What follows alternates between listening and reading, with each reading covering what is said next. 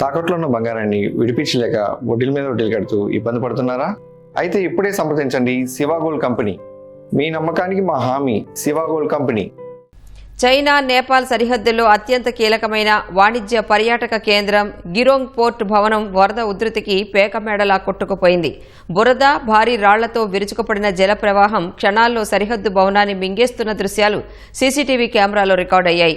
Tibet వైపు 360 మంది ఆచూకీ గల్లంతవగా వారిలో 260 మంది విదేశీ పౌరులు ఉన్నట్లు తెలుస్తోంది.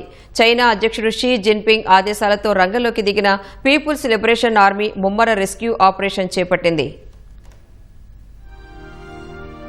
చైనా రెస్క్యూ బృందాలకు గిరోంగ్ పోర్ట్ ప్రస్తుతం ప్రధాన కేంద్రంగా మారింది. హిమాలయ లోయల్లో అత్యంత లోతైన ప్రాంతంలో నిర్మించిన ఈ గ్రాండ్ బోర్డర్ పోర్ట్ భవనం ఉవ్వెత్తును వచ్చిన బురద వరద ప్రవాహానికి క్షణాల వ్యవధిలోనే నేలమట్టమై కొట్టుకుపోయింది. ప్రమాదాన్ని గమనించిన వందలాది మంది పౌరులు, అధికారులు ప్రాణాలు కాపాడుకోవడానికి పరుగులు తీస్తున్న భయానక దృశ్యాలు సీసీటీవీలో వెలుగు చూశాయి.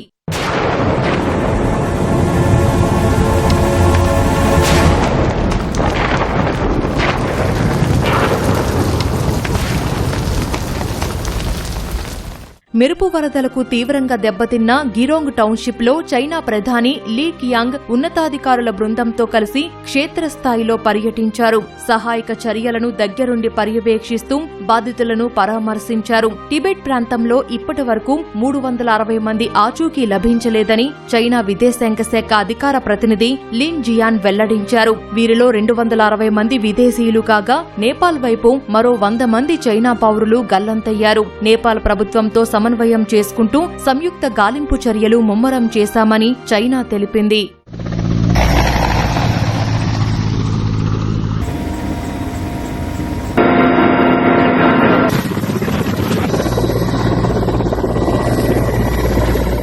పరిస్థితి తీవ్రత దృష్ట్యా చైనా అధ్యక్షుడు షీ జిన్పింగ్ పూర్తిస్థాయి రెస్క్యూ ఆపరేషన్ కు ఆదేశించారు. చైనా సైన్యానికి చెందిన western theatre command directing group Y-20 భారీ రవాణా విమానాల ద్వారా గిరోంగ్ చేరుకుంది. సైన్యం, armed police force, medical, engineering, aviation విభాగాలను మోహరించి రోడ్ల పునరుద్ధరణ, సహాయక చర్యలను యుద్ధ ప్రాతిపదికన చేపడుతున్నారు.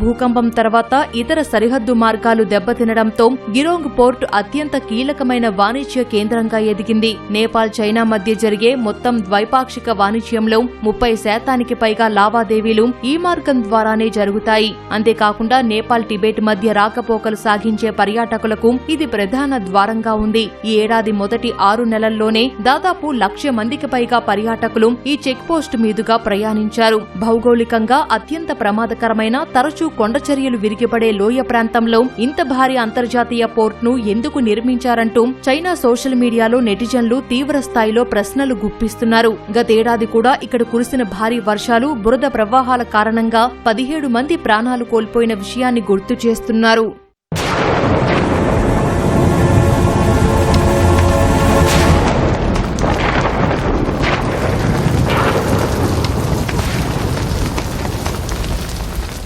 హిమాలయ పర్వత శ్రేణుల్లో 2 దేశాల మధ్య రాకపోకలకు ఈ లోయలే ఏకైక మార్గంగా ఉన్నాయి. 1300 ఏళ్లకు పైగా చరిత్ర కలిగిన ఈ పురాతన మార్గాన్ని పూర్వం నుంచి సంచార పశువుల కాపరులు, నేపాలీ వ్యాపారులు, స్థానిక ప్రజలు వాడుతున్నారు. ప్రస్తుతం ఈ కీలక క్రాసింగ్ పూర్తిగా ధ్వంసం కావడంతో చైనా, నేపాల్ మధ్య రాకపోకలు, వ్యాపార వాణిజ్యాలు పూర్తిగా స్తంభించిపోయాయి.